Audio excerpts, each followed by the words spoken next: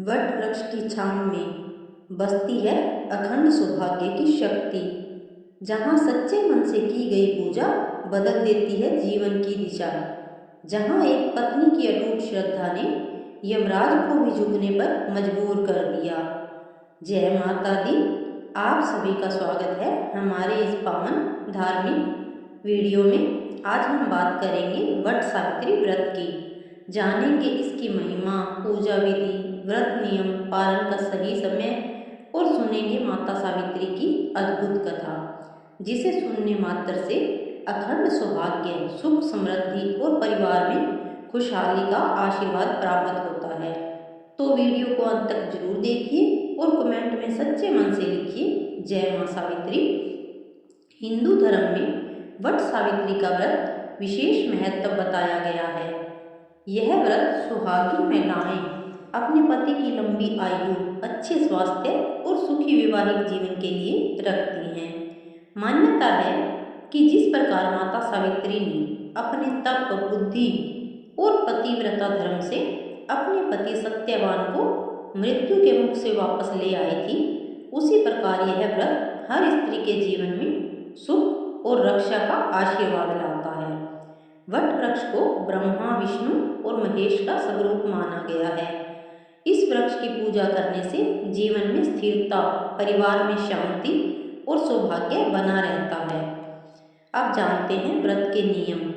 वट सावित्री व्रत वाले दिन सुबह जल्दी उठकर स्नान करें, घर के मंदिर में दीपक जलाएं, साफ और सुंदर वस्त्र पहनें। सुहागन महिलाएं लाल या पीले रंग के वस्त्र पहने तो ज़्यादा शुभ माना जाता है। पूरे दिन श्रद्धा और संयम के साथ व्रत रखें। मन में किसी के प्रति बुरा विचार न लाएं, भगवान का ध्यान करें और माता सावित्री का स्मरण करें। अब जान लेते हैं पूजा में किन किन चीज़ों की आवश्यकता होती है। रोली, हल्दी, कुमकुम, मौली, दीपक, अगरबत्ती, फूल, जल से भरा कलश, चने, भीगे हुए चने, बरगद की कोपल, फल, मिठाई, सूत या कच्चा धागा, पंखा, नारियल, सावित्री सत्यवान की तस्वीर। अब जानते हैं वट सावित्री व्रत की सरल पूजा विधि। सबसे पहले वट वृक्ष यानी बरगद के पेड़ के पास जाएं। वृक्ष के नीचे साफ स्थान पर पूजा की सामग्री रखें। अब वट वृक्ष को जल अर्पित करें, रोली, चावल और फूल चढ़ाएं, दीपक जलाएं। इसके बाद कच्चे सूत को पेड़ के चारों ओर लपेटते हुए 7 बार परिक्रमा करें। हर परिक्रमा में अपने पति और परिवार की सुख समृद्धि की प्रार्थना करें। अब माता सावित्री और सत्यवान का ध्यान करें और यह प्रार्थना बोलें, हे माता सावित्री, जैसे आपने अपने पति की रक्षा की, वैसे ही हमारे परिवार की रक्षा करना, घर में सुख, शांति और प्रेम बनाए रखना। अब सुनते हैं व्रत की कथा। बहुत समय पहले की बात है। भद्र देश में अशोकपति नाम के एक प्रतापी राजा राज्य करते थे।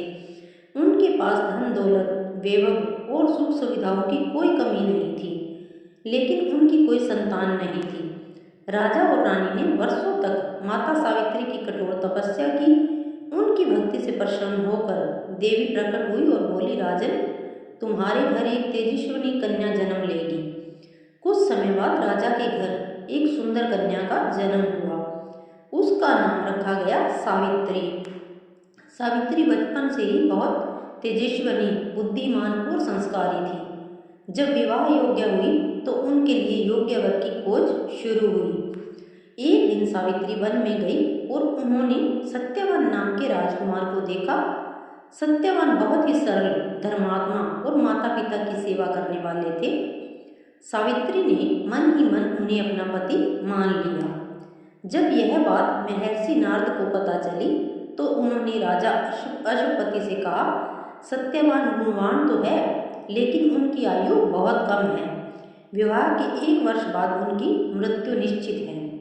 यह सुनकर राजा चिंतित हो गए, लेकिन सावित्री ने कहा, मैंने सत्यवान को अपना पति मान लिया है, अब मैं किसी और से विवाह नहीं करूंगी।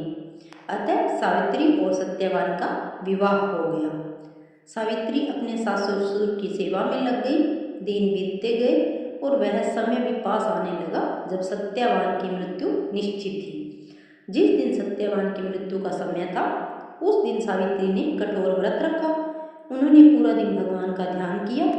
सत्यवान लकड़ी काटने जंगल गए। सावित्री भी उनके साथ चली गई। जंगल में अचानक सत्यवान के सिर में तेज दर्द हुआ।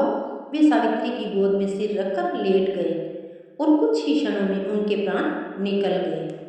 तभी वहां यमराज प्रकट हुए और सत्यवान के प्राण लेकर जाने लगे। लेकिन सावित्री भी उनके पीछे पीछे चलने लगी।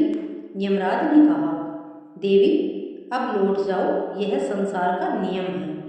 सावित्री बोली, जहाँ तक मेरे पति जाएंगे वहाँ तक मैं भी जाऊंगी। सावित्री की पतिव्रता शक्ति और मधुर वाणी से यमराज बहुत प्रसन्न हुए। उन्होंने कहा, मांगो देवी, तुम्हें एक वरदान देता हूँ। सावित्री ने कहा, मेरे सास ससुर की आंखों की रोशनी वापस आ जाए। यमराज ने वरदान दे दिया। थोड़ी दूर चलने के बाद यमराज फिर बोले, एक और वर मांगो।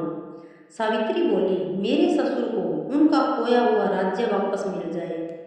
यमराज ने यह वरदान भी दे दिया, लेकिन सावित्री फिर भी पीछे चलती रही।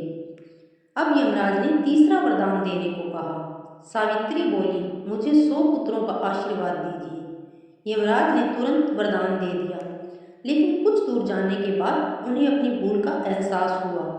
उन्होंने सोचा, यदि सावित्री के पति जीवित नहीं रहेंगे तो उन्हें पुत्र कैसे होंगे। सावित्री की बुद्धि मानी और पतिव्रता धर्म से प्रभावित होकर यमराज ने सत्यवान के प्राण वापस लौटा दिए। तो भक्तों, यह कथा हमें सिखाती है कि सच्चा प्रेम, विश्वास और श्रद्धा में बड़ी शक्ति होती है। पति पत्नी का रिश्ता केवल साथ रहने का नहीं, बल्कि हर परिस्थिति में एक दूसरे का साथ निभाने का होता है। माता सावित्री ने हमें यह सिखाया कि धैर्य, विश्वास और भक्ति से असंभव को भी संभव बनाया जा सकता है। अब जान लेते हैं व्रत का पालन कैसे करें। अगले दिन स्नान करके भगवान का ध्यान करें, फिर चने और बरगद की कोपल खाकर व्रत का पालन करें। इसके बाद परिवार के साथ भोजन करें और जरूरतमंद लोगों को दान अवश्य दें। तो भक्तों, यह थी वट सावित्री व्रत की महिमा, सरल पूजा विधि और पावन कथा। माता सावित्री और वट वृक्ष की कृपा आपके जीवन में सुख, शांति और अखंड सौभाग्य लेकर आए। आपका परिवार हमेशा खुश रहे, घर में प्रेम और समृद्धि बनी रहे।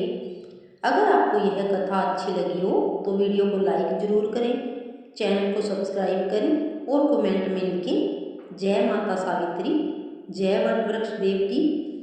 मिलते हैं अगली सुंदर धार्मिक कथा के साथ। तब तक के लिए जय माता दी।